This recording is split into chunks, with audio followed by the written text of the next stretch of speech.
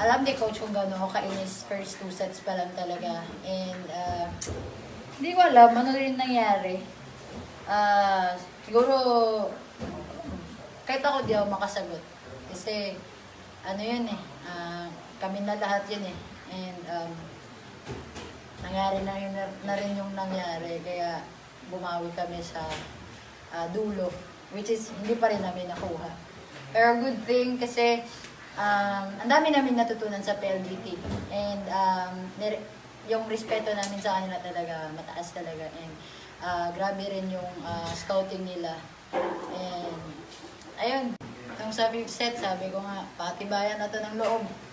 Matirang matibay ito. Kung sino manalo siya, panalo. And yun eh. Congrats sa kanila.